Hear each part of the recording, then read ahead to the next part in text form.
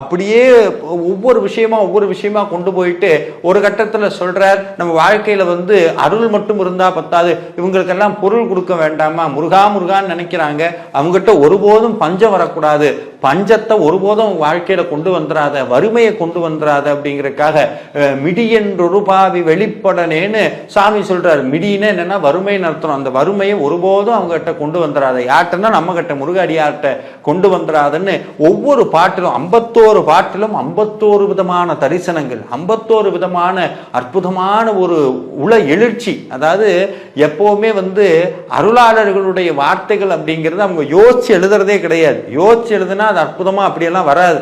அருணகிரிநாதர் ஒரு அற்புதமான உன்னத நிலைக்கு போகிறார். தன்னுடைய உடல் மனம் உயிரையும் தாண்டி ஒரு இடத்துல போய் நிற்கிறார்.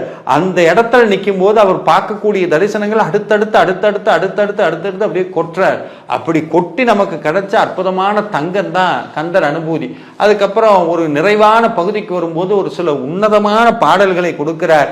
என் தாயும் எனக்கருள் தந்தையும் நீ சிந்தாகுலம் ஆனவை தீர்த்தனையால் முருகா, உன்னை தவிர வேற எல்லாம் சிந்திக்கக்கூடிய இந்த மனதை இனியாவது தடுத்து நிறுத்து, சிந்தாகுலம் ஆனவை தீர்த்தனையால் கந்தா முருகா கதிர்வேலவனே, உமையாள் மைந்தா குமரா மறைநாயகனே. வேதம் சொன்னால் மனசு அடங்கும், வேதம் எனக்கு சொல்ல தெரியாது, அதனால வேதத்தினுடைய பொருளா இருக்கக்கூடிய உன்னோட பேரை சொல்றேன், குமரா உமையாள் மைந்தா குமரா மறைநாயகனேங்கிறார். அதுக்கப்புறம் நிறைவாக ஒரு அற்புதமான தத்துவத்தை உணர்த்தினார்.